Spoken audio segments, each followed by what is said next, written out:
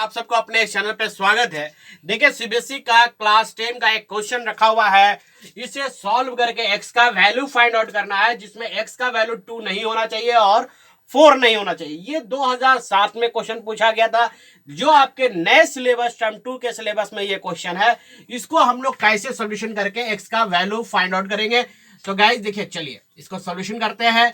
हमारे पास दिया हुआ term x 1/x-2 plus 1/x-4 equal to 4/3। अब आप इसे सॉल्व करेंगे, ठीक है। नीचे क्या करेंगे, एलसीएम लेंगे। दोनों अलग अलग नंबर है, तो ये हो गया मेरा मल्टीप्लाई में, ठीक है। यह नंबर जो है इसे 1 से मल्टीप्लाई हो जाएगा, तो x-4 plus 1 x-2 equal to 4/3। ये अगर आप देखेंगे x और x को मल्टीप्लाई करेंगे, यहां पर दोनों प्लस साइन है, तो ये हो गया 2x और माइनस प्लस यानी -6 डिवाइड। अब यहां देखिए a-b और a-b फॉर्मूला है, तो x को इससे मल्टीप्लाई कीजिए, फिर इसको मल्टीप्लाई करते हैं। x को x से मल्टीप्लाई कीजिएगा, क्या होगा x स्क्वायर, या प्लस ये माइनस हो जाएगा, तो ये हो गया आपका 4x, ये -2 और x हो गया, ये आपका हो गया -2x, माइनस प्लस 4 2 जा 8। अब ये हो गया 4/3। देखिए, अगर आप स्टेप मार्किंग की बात करेंगे तो अब तक हम लोग ये 2 नंबर का क्वेश्चन है और इसको हम लोग अब तक 1 नंबर ले आए हैं। हाफ नंबर आपको यहाँ पे इस स्टेप पर, हाफ स्टेप इसमें मिलेगा। वो तो सेम क्वेश्चन उतारा हुआ है। अब इसको सोल्यूशन कीजिएगा, तो ये 3 जो है ये इससे मल्टीप्लाई हो गया, 3 2 जा 6, 6 3 जा 80, 3 2 जा 6 और 6 3 जा 80, ये 4 हो गया। ये अगर आप लिखेंगे तो एक्स स्क्वायर हो गया, माइनस प्लस होता है, तो 4 और 2 6 हो गया, प्लस 8, ये अपनी जगह पर है। अब आगे इसे सॉल्यूशन कीजिए, जैसा कि आप जानते हैं सॉल्व करना। 4 को इससे मल्टीप्लाई कीजिए, ये अपनी जगह पर रहने दीजिए, एलएचएस को आरएचएस को मल्टीप्लाई कर रहे हैं, तो 4x square minus 24, 4 6 24 plus plus plus, ये हो गया आपका 32। नीचे जगह नहीं होने कारण अब हम ऊपर आ रहे हैं, तो इस तरफ हम इसे सॉल्व करेंगे। तो स्टूडेंट्स, यहां पर मैं बता देना चाहता हूं कि पूरी तरह से कोर्स यहाँ कंप्लीट कराया जाएगा। अगर आप सही में पढ़ना चाहते हैं तो पढ़ने वाले हमारे जितने बच्चे हैं वो चैनल सब्सक्राइब कर लीजिए। यहाँ टर्म 2 की प्रिपरेशन उन बच्चों के लिए हो रहा है जो अभी तक कुछ भी नहीं पढ़ाई किए हैं। तो चलिए, यहाँ पर हमारे पास मिल गया। अगर आप देखेंगे तो लिखिए 4x square minus 24x plus 32, और इधर हमारा टर्म है 6x माइनस 18। चलिए, ये आप टर्म को हम लिख दिए पूरी तरह से। अब इसे सॉल्यूशन कीजिए, ये हो गया 4x स्क्वायर, ये दोनों टर्म को इधर ले आइए, minus 24x minus 6x plus 32, ये माइनस टर्म इधर आ गया, तो ये प्लस हो गया इक्वल टू 0 हो गया ना। अब आगे आप इसको देखिए सॉल्यूशन कीजिएगा, तो 4x स्क्वायर और इसे माइनस और माइनस प्लस 24 प्लस 6, ये हो गया 30x प्लस, इसे अगर आप सॉल्व करते हैं तो 50 आएगा इक्वल टू 0। अब यहां से अगर आप देखेंगे तो 2 के टेबल से सब कैंसिलेशन हो रहा है, तो अब आप इसे कैंसिल कर सकते हैं। तो जैसे ही सॉल्व करेंगे इसको 2 से, तो ये हो गया 2x स्क्वायर और ये हो गया 15x और ये हो गया 25, ठीक है ना। 2 कॉमन लेके वहां डिवाइड करके 0 में कर दिया। अब 25 को 2 से मल्टीप्लाई करेंगे तो कितना होगा, वो होगा 50। 50 को ऐसा हमें तोड़ना है कि सॉल्यूशन करने के बाद 15 आना चाहिए, तो 15 जा 50। तो इसको हम लोग ऐसा कर सकते हैं ना, 2x square 10x minus 5x, क्योंकि माइनस और माइनस प्लस 10 और 5 15 प्लस 25 इक्वल टू 0।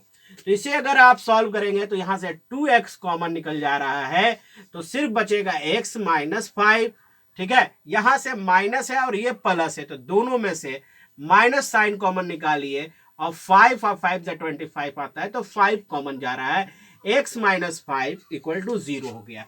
अब इन दोनों टर्म में से क्या कॉमन जा रहा है वो सोचिए, वो जा रहा है x माइनस 5 और सिर्फ बच जा रहा है आपका 2x माइनस 5 इक्वल टू 0। यहां हमें दो चीजें निकल गया। अब एक बार आप ले लीजिए इतना x माइनस 5 इक्वल टू 0, तो x का वैल्यू आपका कितना निकल गया, 5 निकल गया। अब एक बार इतना इक्वल टू 0 करेंगे, है ना। चलिए, if x 2x minus 5 equal to 0, तो x का वैल्यू हो गया 5/2। तो आंसर हो गया एक 5 और एक 5/2।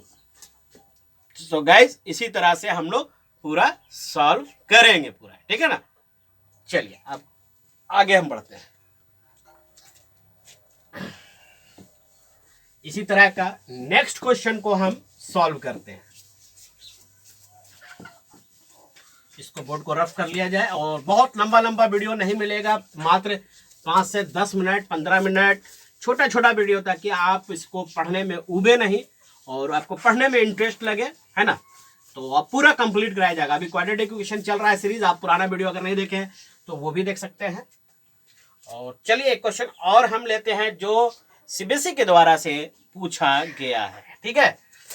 तो उसको हम क्वेश्चन यहाँ पर है हमारे पास।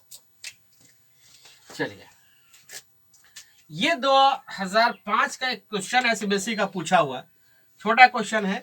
abx² plus b² minus acx minus bc equal to 0। यहां हमें सॉल्व करके आपको करना क्या है, x का वैल्यू क्या होगा वो फाइंड आउट करना है, ठीक है। ये छोटा सा एक क्वेश्चन है जो आपके लिए काफी इंपॉर्टेंट है, ठीक है। क्वेश्चन एक बार फिर से मैं मिला लेता हूं। abx², आप भी देखिए, abx² b² minus acx plus c, ठीक है ना। अब चलिए इसको हम सॉल्व करते हैं। बहुत आसान क्वेश्चन है। देखिए, सबसे पहले abx² लिखिए, b² लिखिए, माइनस acx लिखिए, माइनस bc इक्वल टू 0। अब यहां पर से देखिए किससे क्या कॉमन जा रहा है। अगर यहां से अगर आप बात करते हैं तो यहां पर मेरे पास abx है और यहां पर b है। अगर हम लोग ऐसा करते हैं, ये टर्म से ये टर्म में निकालते हैं, तो b इक्वल टू निकलेगा ax² माइनस c निकलेगा। और यहां से क्या कॉमन निकल रहा है, यहां से तो कोई खास कॉमन निकल नहीं रहा है, तो इसको हम लोग कॉमन इसको इसके साथ निकाला ना, तो यहाँ ax और इसके साथ निकालते हैं तो क्या b, हाँ ये निकालिए, सॉरी, चलिए यहां से निकालते हैं, इसको इसके साथ निकालते हैं। तो ये मेरा हो गया a निकल गया और x निकल गया। ये देखिए यहाँ ax दोनों में है, तो यहां सिर्फ बच गया bx बच जा रहा है, और ax निकल गया तो यहाँ c बच गया। अब इन दोनों में से देखिए क्या कॉमन निकल रहा है, इन दोनों में से b कॉमन निकल रहा है, तो यहाँ bx minus c equal to 0 निकल रहा है। देखिए, अब यहाँ पर दिस इंप्लाइज का साइन लगा दीजिएगा, और इन दोनों में से अब कॉमन निकल गया bx माइनस c, और इधर ax plus b equal to 0 निकल गया, है ना यहाँ तक। अब इसको आप सॉल्व कीजिए, एक बार इतना इक्वल टू 0 लीजिए, तो यानी bx minus c equal to 0, तो bx इक्वल टू c, तो x इक्वल टू c बटे b, एक ये निकल गया। एक बार इसका इक्वल टू 0 लीजिए, देखिए यहीं पर ले लेते हैं, ax plus b equal to 0, तो x इक्वल टू, ये माइनस b उधर चला गया प्लस साइन वाला, और डिवाइड में a हो गया।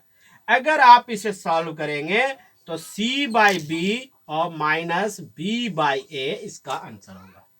तो देखा रहा स्टूडेंट्स कितना आसानी तरीके से, और हम लोग आगे ना क्वेश्चन को उठाते हैं। अगर आप सभी लोग, हमारे बच्चे, आप सभी लोग इस चैनल को सपोर्ट कीजिए, मैं प्रॉमिस करता हूं कि आपको पूरी तरह से SST भी हिंदी मीडियम में पूरी तरह से पढ़ाया जाएगा और इंग्लिश में भी। तो चलिए एक क्वेश्चन एनसीईआरटी से क्वेश्चन हमारे पास आ रहा है। वो एनसीईआरटी का क्वेश्चन क्या है वो मैं आपको बता दूं, बहुत लंबा क्वेश्चन है।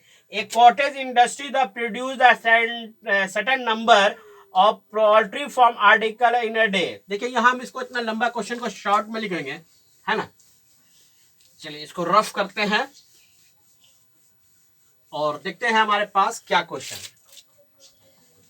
देखिए क्वेश्चन हमसे कह रहा है, एक कॉटेज इंडस्ट्रीज, है ना, produce the certain number of poultry articles in a day it absorbed on the particular date the cost produced of each article was 3 more than twice the number of the article produced on that day. The total cost production of the day was 19 rupees. To find the number of article or cost of each articles. पहले यहां समझना होगा, ये question थोड़ा लंबा लग रहा है देखने में, तो कुछ नहीं है, चलिए इसका हम समझा देते हैं। कह रहे हैं पोल्ट्री फॉर्म है, उस पोल्ट्री फॉर्म में क्या है कि प्रोडक्शन हो रहा है, ठीक है, कॉस्ट पार्टिकल 3 ज्यादा हो रहा है। तो सबसे पहले हमको निकालना होगा इसमें टोटल नंबर ऑफ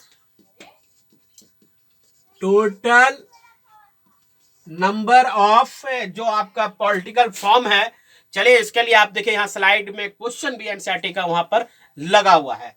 तो यहां पर हमको क्वेश्चन का अगर हम देखते हैं टोटल नंबर ऑफ पोल्ट्री है ना, हाँ पोल्ट्री इक्वल टू एक्स मान लीजिए, आर्टिकल जो प्रोड्यूस कर रहा है पर डे की बात कर रहे हैं हम, पर डे है ना, वो मान लेते हैं एक्स रुपीज है। अगर कॉस्ट की बात करेंगे तो कॉस्ट कितना होगा, बोल रहा है 90 रुपीज बोल रहा है ना, तो एक ठोकर निकालिएगा तो 90/x हो जाएगा, है ना, पर डे का इतना कॉस्ट खर्च हो रहा है। अब अकॉर्डिंग टू क्वेश्चन को देखिए, कह रहा है कि प्रोड्यूस जो है इसका जितना हो रहा है इसका 2 गुने से 3 अधिक हो रहा है। Cost 2x + 3 more than 90x/x हो गया ये। अब इसे आप सॉल्व कर लीजिए। अब इसको सॉल्यूशन कीजिएगा तो 2x² + 3x = 19 इक्वल क्या है 19, ये कितना है 19। अब इसे आप सॉल्व कीजिए तो एक क्वाड्रेटिक इक्वेशन आपको नजर आ रहा है, वो है 2x² + 3x - 90 = 0, ठीक है ना, यहां तक तो सॉल्व हो गया।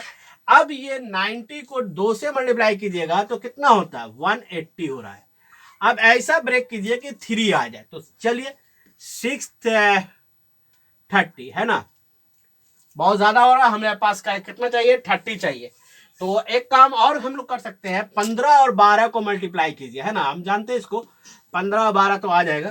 तो इसको आप ब्रेक कीजिएगा तो 2x² + 15x - 12x - 90 = 0। अब इसे सॉल्यूशन कीजिएगा तो दोनों में से यहां आप देखिए, यहां से आपका 2x कॉमन है, तो यहां बच रहा है x - 6, हाँ 6 बचेगा। अब यहां दोनों में से क्या कॉमन है 15 कॉमन है, प्लस में 15 कॉमन का है, हाँ 15 कॉमन होगा, 15 × 90, तो x - 6 = 0। अब इसे आप सॉल्व करेंगे तो यहां से 6x माइनस मिल जाएगा, x - 6 और दूसरा मिलेगा 2x + 15 = 0। फिर आपको अच्छी तरह से पता है कि हमें क्या करना है, एक बार इतना = 0 लीजिए, एक बार इतना = 0 लीजिए। अगर आप बात कर रहे हैं x - 6 = 0, तो x = कितना मिल गया 6 हो गया। आपसे बोल रहा है पर डे कितना प्रोडक्शन कर रहे हैं, तो पर डे आप 6 कर रहे हैं। कोई भी आर्टिकल फ्रैक्शन में नहीं होता, नेगेटिव में नहीं होता। चलिए इसको भी हम देख लेते हैं पहले, उसके बाद क्लियर करते हैं। इफ अगर 2x + 15 = 0, तो 2x = -15 होगा, और x = -15/2 अगर डिवाइड किया तो 7.5।